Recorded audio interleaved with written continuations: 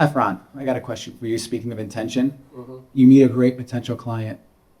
What are the tactical steps you'd take to systemize your outreach and follow with these folks so that when you make that connection, A, you're making great relationships, but that it does transition to business for you? I'm pretty relentless. And so I think what's important is after the first communication, I will send them a text.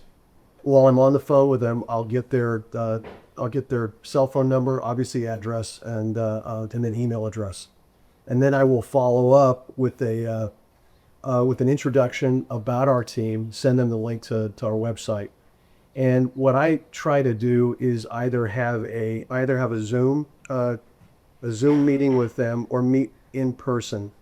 I cannot stress the importance of getting body signals from people when you're meeting with them and when you're talking. They're on the phone or texting. It's really, really challenging. And even if you're communicating on the phone and doing a video chat that way. So I'm going to establish the relationship there. And I want to have the first meeting, and then I want to find out what their pain points are, whether they're looking to sell or whether they're looking to buy. And I think what Stephanie said earlier is what's really most important to us, and it is really translated. We need to be of service. Okay? You don't sell houses. You're a consultant, and you want to be that person that they go to ask about anything. I mean, it could be, how can I get tickets to the Rams game? How can I've got a call. Tickets to the Rams game? I can do that. I can do that. It'll cost you. So, but it's really important. You want to be, to Scott's point, you want to be that person that they think of when they've got a challenge. Because if you're that person, then they're going to call you with good news also. But this is the year, and it's definitely not too late to start. This is the year to really get engaged with your community and get engaged with your clients. The way Stephanie does it is spot on. It's very hard for me to stay focused. And so if I don't put stuff in writing, it just won't happen. And my daily mantra Monday through Friday is 10 before 10. So I make 10 calls before 10 o'clock. I'm an early riser, but it's super easy to knock out. And I use Google Notes, and I let it roll from day to day, including my calendar. And I promise you, it gives you an opportunity in the evening to just kind of reflect on what's going to happen the next day, and it gives you opportunity to reach out to people. And it's been pretty effective for me. That's all really helpful. I really like, there's actual steps here, but something I just want to highlight about you is even in having a systemized outreach strategy, you do it so genuinely as well. And I think that's something that's really important too, as you think about the steps you're taking when you make that connection, is how do you stay genuine about it so it doesn't feel to the person that there's only one avenue you're trying to go down. I think you do a really good job at helping people open up and shine a light on them. And when it leads to business, it leads to business. I think the thing that we've forgotten is that, being of service is a two-way street. People really appreciate, and there's tremendous gratitude when you do something for somebody. And it could be very innocuous. We've known each other for a long time. And Lauren reached out to me with a random contact about a year ago with a niece, and wanting to see if there was something that I could do if I could meet with her. There wasn't a fit, but I made a number of calls and introductions for her, and she's now very happily working for a team on the West Side. And I did that because I care about Lauren, but I also did that because it's the right thing. And will something come from that? Absolutely. Not that I'm expecting it, but I'll tell you what, if you put it out there, the universe will deliver. And so I wanted to just add that. Love that. Can confirm at all points. Lauren, I want to bounce the same question to you. You manage an incredible team. How have you systemized outreach at the point of making a new connection and building these relationships? It's funny. I mean, I'm all about personal connection. And so I'm constantly reminding the younger people, like, a text is not really a communication for, and if you think about it up here, I know you guys love to text and you think that everybody else loves to text, and people do love to text, but they love to text on things that are not important. And so you've got people up here that do a ton of business that have been doing this for many, many years, and we're all saying the same thing. Get in front of them, if you can't meet with them in person, meet with them on the phone. I mean, not on Zoom, the picture phone. You know what I mean. Let's see their face. And I'm so, and exactly with Ron, it's like, I read so I can assess the person. And I can see them assessing me. There's so much that happens when you actually see somebody's face. Way better to actually see them in their home. Because then you can see how they live, how they transact, what they're comfortable with, their body language. It's so important. And I really, really recommend that. I have a rule that if it's a client that's actively looking to buy or sell, 2 communications a week at least. And if they're not active, like, at least once a month, if they start ghosting you, like I usually call a meeting and say, hey, we're setting up our calendar for the next quarter. Are you planning to buy or sell in the next quarter or 6 months? If so, I want to make sure that I'm communicating with you regularly. What is your favorite form of communication? And definitely follow what their favorite form is, but I'm 100% get on the phone and call them, especially if it's anything of substance, because this is a huge investment that we are working on. One of the things that came up when I was looking at the questions is we buy and sell houses every day. To us, it's nothing. To them, it is a huge deal. I'm buying a house in Utah right now and selling one as well. And I have to have a realtor because I'm not licensed there. And wow, the amount of stress I'm personally going through when I do this every day, it's such a good reminder. We don't realize the amount of stress and anxiety that buying and selling homes causes. And we needed to be really cognizant of what our clients are going through. Love that. Go I ahead. just wanted to add one thing.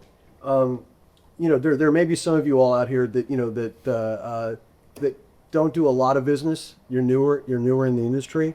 I will tell you the one differential that you all have, if you can bring it, is enthusiasm. If you actually give a shit, if you actually engage and know what's going on and let that person know that you care about them, you will win. You will win over people that have been doing this for decades, because a lot of people have lost their edge and a lot of people just don't get engaged. Energy is a commodity. Something I want to link onto that, and then we're going to go do a quick round of rapid fire, is your drip campaigns, your automatic emails, and all of that is really an important business strategy, but it doesn't replace that personal connection you guys are all talking about. So when you think about your outreach strategies and your follow-up strategies, you're really building an ecosystem. And I've worked with thousands of agents over the last 9 years, and sending an automatic email is one touch point, but picking up the phone, to everyone's point here, is how you add the human element to that. So really great advice. I want to do a quick rapid fire for everyone to answer. And I really love this question because it applies a lot in my business as well, on the operations side of things. But Scott, we'll start with you, and we're all going to answer the same question, 1 minute each. What is something that agents confuse productivity with a waste of time? So what is something that in this busy, crazy day-to-day when we're not time blocking, that we think is productive, and it absolutely is not? Check an email. Email is an absolute time suck. If you're not unsubscribing from things on a regular basis, you're missing out on life. Just get through it, move on, get off your computer. And listening to the radio in the car, that is not productive at all. That's you phone should do call time, people. Yeah, that's money time. There's a sales coach out there in the world that I listened to years ago. I don't remember the name, but when you're in the car, call people. It's really easy. Hey Siri, call this person. Hey Siri, call that person. You don't have a message. Even if they don't answer your call, I love it when they send me straight to voicemail. It's like, whatever, my name showed up on their screen. That's how it matters. Good stuff. Stephanie. I think I might be thinking about this backward, but I think one of the things agents don't think is productive is coaching and training and skill building. And so they don't do that. And ChatGPT said training is an effective way to learn something. I love that. There you go. I met my first real estate coach in my Coldwell Banker Fast Start class. I've had a coach or been in training for all of these years without fail, without a break. I probably do more study and connecting and practice than most people have done in their careers. And so I don't think it's an accident. Like, by the way, I don't have any parents who are in real estate. I didn't have money when I started this business. I have no silver spoon. This is just grit and and determination and education. And so don't underestimate the value of improving every single day. Love that. Lauren. Email 100% biggest waste of time. It sucks my time. I have my assistant go through my emails and tell me which ones are important for the most part. Unsubscribing is a big thing. For the new people, if you've done 5 to 15 deals, which is sort of what we were assessing, but many of you have done a lot more, figure out what your strengths and weaknesses are. Figure it out soon and delegate the stuff you're not good at. It is so important, even if you don't have the money or the ability to hire an assistant quite yet. And I jumped off a bridge and hired an assistant way sooner than I thought I could, and it changed my life and my career. So you probably can hire somebody to help you sooner than you think. But even if you can't afford a full-time assistant, part-time, outsourcing, there's so many ways now that we can outsource the things that we're not good at. If you're on a team, find a team member that's really good and enjoys the things that you are not great at and you don't enjoy doing. That will catapult your business. Last and never least. I think everybody in the room should have a mentor. Everybody in the room should have a coach. I agree with Stephanie. And everyone thinks of like a coach is that's somebody that's going to tell you make 100 calls a day and go knock 50 doors. That's not what it's about. What it's about is the ability to have balance, the ability to handle your finances. At the end of the year, whether you make 100,000 or whether you make 3 or 4 million, if you don't have anything, you had really had a good year, and you need people smarter than you to figure that out. I have mentors in other industries that are half my age that I have tremendous respect for, and some who I thought would wouldn't take my call or wouldn't have lunch with me, but they were super flattered. And as with anything in life, if you've identified somebody that you want to have as a mentor or a coach, just be persistent. But it's a different perspective, and I agree with Stephanie 100%. It's life is ever evolving, no matter how short of the amount of time you've done this or how long you've done this, and things change. You want to be malleable and you want to be able to adjust, and it's so great to have good people around you to help you do that. I just want to piggyback. Also mentor people. Ron is a mentor of mine. I call him when I need things. Mentoring is what gives me life. I love my team. I love being able to mentor them, and I learn so much from them. Shout out to all of them back there. I learn so much from them while I'm mentoring them, and they have so much to give to me personally and professionally, and I highly recommend, even if it's not the real estate, sponsor somebody in a program you're in, volunteer at something, mentor other people, and you'll learn about yourself and the world and other people who are potentially the characteristics of a potential client. Not that you're going there to get clients, but when you learn more about other people, you learn about the personalities of the people that you're working with. It's as easy as picking up the phone and calling somebody because you've got a question. And the beauty of that is I always let people, on our team and in my life know, if you ask me a question, have an answer before. It doesn't matter whether it's right or wrong. It means you've processed and you're going through it. And I look, it's very reciprocal. I'll give Lauren a call, and it's just a quick question because it allows you to be grounded, and it may be a slightly different perspective or nuance, to the direction you were going to go into there. So it's very good to have that. I love it. Something I love so much about this industry, it's a lot like sports, which is everyone I work with who are top agents, the consistent thing is they're still learning. I've never met a top agent who said, I'm good. I don't need coaching. I don't need to learn anything else. I'm the best at what I do. So I think that's something we should all take with us. I have a question for Scott Efron here. We talked a lot about time sucks and email came up, but there's so many other. I'm actually going to get just a little bit more dialed in, specifically something in your business that you've leveraged. Another team member, whether it's an assistant, whether it's an agent on your team, to free up your time. So let's talk about what we can leverage and a specific example of how you've done it to bring time back to you. I don't like the word leverage, but we're gonna go from that. When I think of leverage, I think of looking in the mirror. Who are you? What are you? What do you have to offer the world? And what do you do naturally? Right? We breathe without thinking. And what do we do in business without thinking? And that's where I find the leverage point in life. And I build relationships without thinking. I help people without thinking. It's just a mantra. Just go out and be the good in the world and do right by others. And in doing that, you create leverage in the world through those relationships. I'm here today because, yes, I said yes. But really, it's more, you build a relationship. You know, I assume Stephanie asked at least 10 other people before she asked me. But she came to me and she asked me, and I thought, you know what?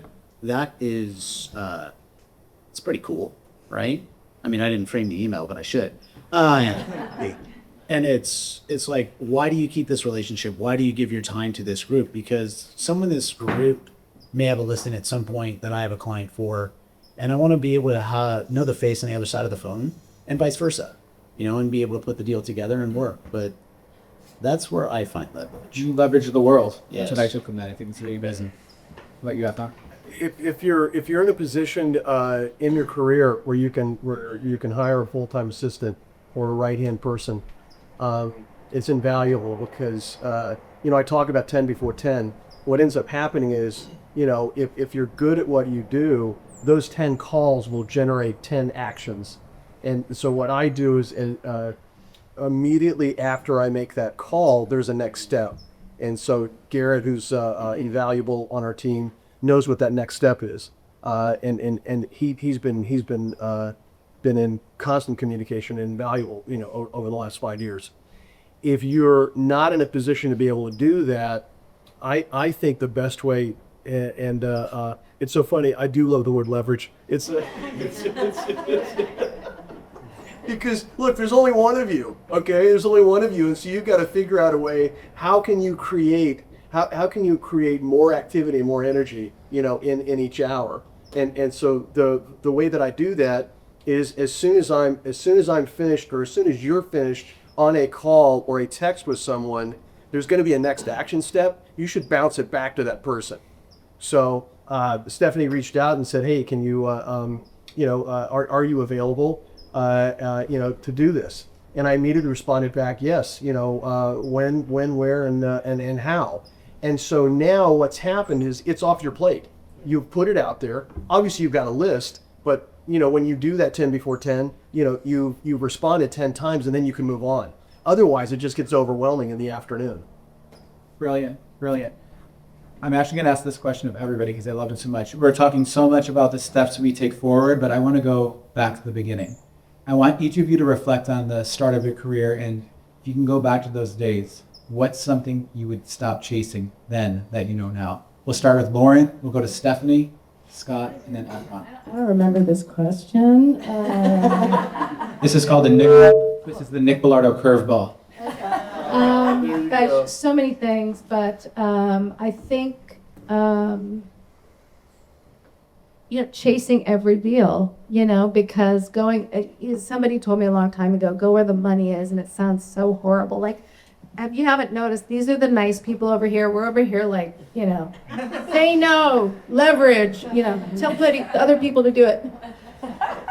They're like, learn things, say You're yes. very nice.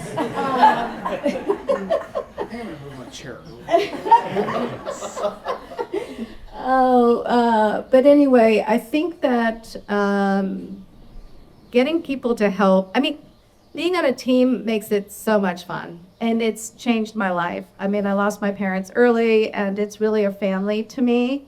And so as far as chasing, I think chasing to be the best on my own and, doing it all on my own, I think having others help you is so much, even if you're an individual agent in an office, utilizing your friends in the office. Back in the day when we had that book, we would all sit, isn't it crazy? We would hand, photocopy every page of the contract. It's hard to believe we did it. But everybody was talking to each other and helping each other, and we get so stuck in our phones. And now with AI, it's like, what does the computer think? It's like, well, how many deals has that computer done? They're taking information off the screen, but ask somebody in your office, get to know the people, and don't chase to be yourself by yourself, a lone shark. I think that's what I would do, but I don't remember that question. Great answer, Russell. You had it. Thank you. Stephanie, going back, what would you stop chasing? Well, I think it's a a good reminder of why we should be going to Caravan, build those relationships. You actually could email us, but we have a list of when you're thinking about writing an offer, all the questions you should ask a listing agent. And it's so amazing how people will just send offers to us and not have ever called us to even ask us one question, right? And then our client says, well, who's this offer from? So, that's just a little tip. If you want to send us an email at hello@stephanieyoder.com, we'll send that back to you. But I think the thing that I would have done earlier would learn to be more impeccable with my words sooner. And one of my things I'm trying this year is not to swear so much. No. But it's embarrassing, but sometimes the F word just comes out of me, like it's like, mother's milk. So, is it? Okay, ooh, I know. So I do think knowing exactly what to say and practicing exactly what to say and knowing how to respond to people and knowing when not to respond to people. I'm really good at talking, in case you haven't noticed, but I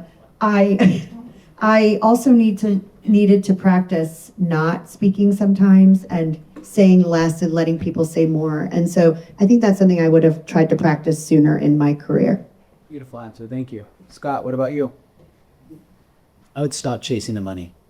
I think early on in the career, you go to these sales seminars, these sales coaches, make this many calls, this many contacts, it'll get you this many deals. And, you start, if you look at a human as what they're worth to you on a numbers, dollars and cents, it changes how you advise them. And I felt like if I really wanted a deal, I'd push for it. I'd never get it. And so if I could tell my former self, just stop pushing, just let it happen. Because when it's meant to be, it's meant to be, and actually trust that process, despite how agonizing that is, that all of that pain would end up being positive later. The word that keeps coming to mind as you guys are answering this is confidence. You have to have confidence in yourself and your business and what you're building. Ron, what are you leaving behind? I think starting day one, what I would have done is, to Stephanie's point, find people that I could be more connected with. It's interesting. There's an opportunity. There are opportunities for all of us every day, and whether you're on a team or whether you're an individual agent working on your own, there's somebody in that office that you could bring in on a deal. There's somebody in your life that could give you that extra edge, to close that deal or to make that relationship. Don't be afraid to share, because at a point in time, you won't need to make that call anymore, and that call will be coming to you as opposed to the other way around. And I think the second item, one of my favorite expressions is no thought left unspoken. I used to talk a lot when I was younger. In fact, my wife would tell you I still talk a lot today. But it's figure out what questions you want to ask, and then actually ask them and allow people to finish their thoughts. Don't try to guess what they're going to say. Just that's conversation. And I have to tell you something. People love to hear themselves talk, and they love to answer questions, but they want to answer them fully. And that again, I think the theme today is just it establishes more connectivity, and it enables us to reach out to people on a human level, because I think at the end of the day, this is not a love-hate thing, Scott. I like chasing the money. However, I think there's a tasteful way to do that. And the reality of it is that the money will come, if you are of service, because at the end of the day, people like working with people they like. That's period. And that's, I think that's important. Love it. Be you and be confident. Really good. I got the time signal, everybody. So as much as I love hearing myself talk, I wanted to make sure that I saved some time on our beautiful panel to have you guys ask some questions of our panelists. And I just want to tell you, I can confirm how good it feels to be in this home. I'm sitting up here and I feel the cross breeze coming through. The lighting is perfection. And we're so grateful to be here. Everybody, can we make a round of applause, and then we're going to have you guys ask some questions.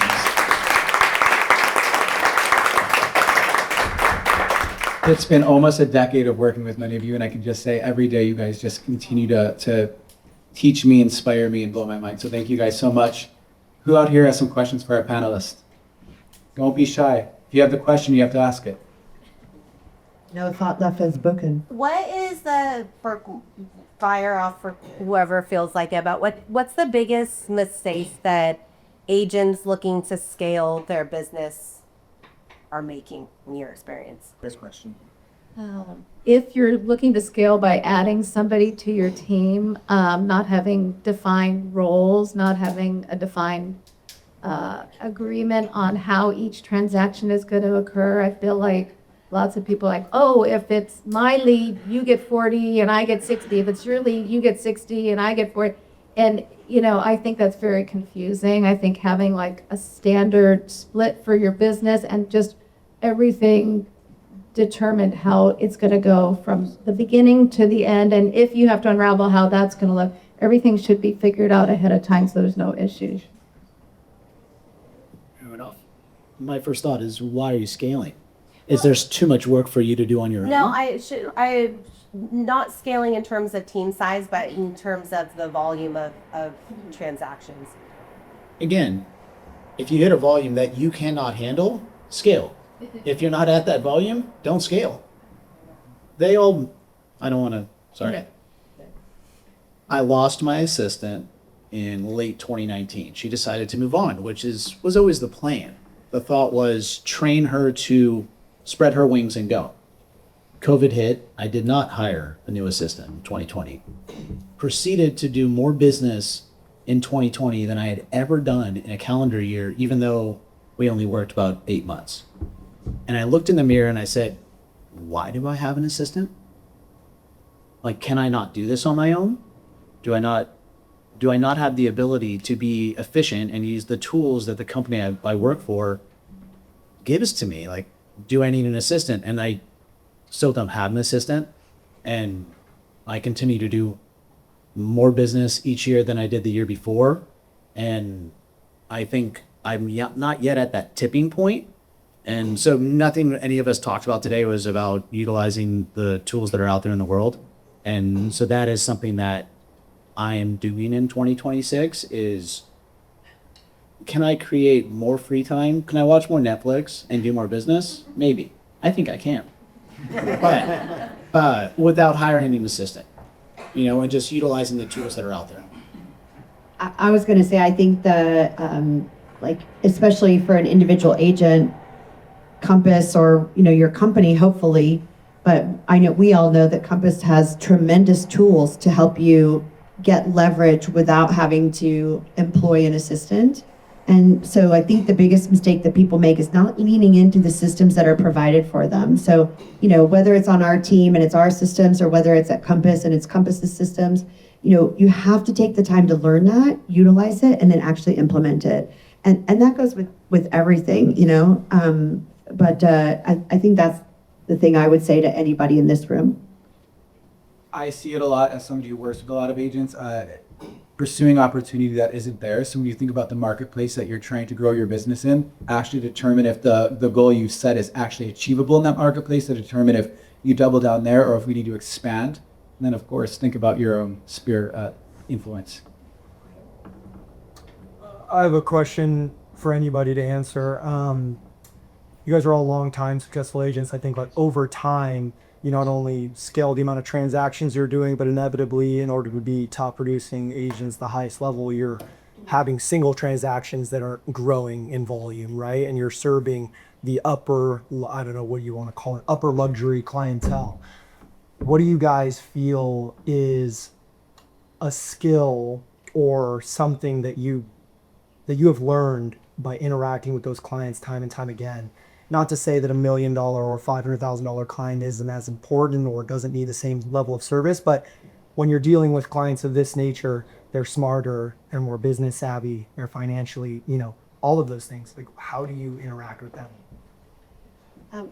I'd like to jump in here, but I know you guys also deal with probably more high-end clients. One of the reasons everybody on this panel is here today is I felt like they represented contiguous areas of the city and different segments of the market that I felt would have some, perspective on this home and selling this home to a qualified buyer. And so first of all, I would say that, identify your target market, right? My target market is not $10 million. We sold almost 300 homes this year with an average sales price of $1.6 million. So we are selling everything from 300,000 to 3 million and beyond. But my personal target market is I want to sell homes to people who want to buy and sell homes every day, right?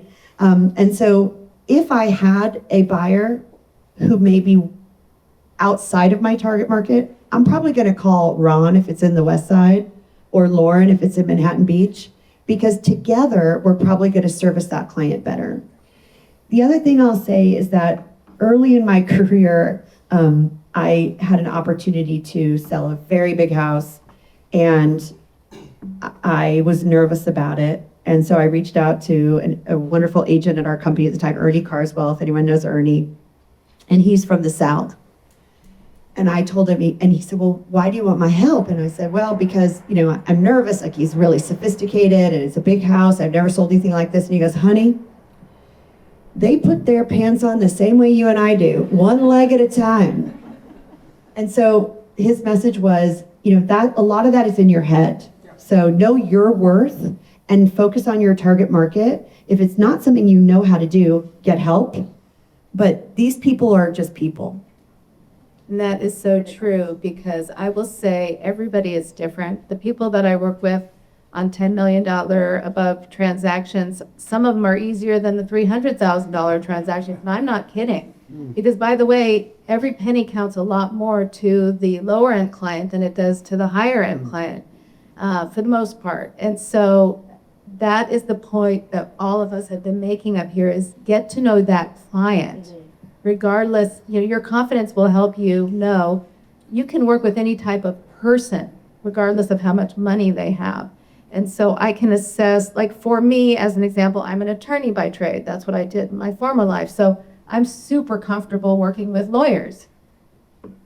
Engineers are harder for me. It's like I've gotten way better over the years because a lot of them are in tech and we encounter them. But, just hone your skill of communication with any type of person. And some have money and some don't. Yes. I think the secret for all of us is the ability to ask the right questions, and then the ability to listen to the answer.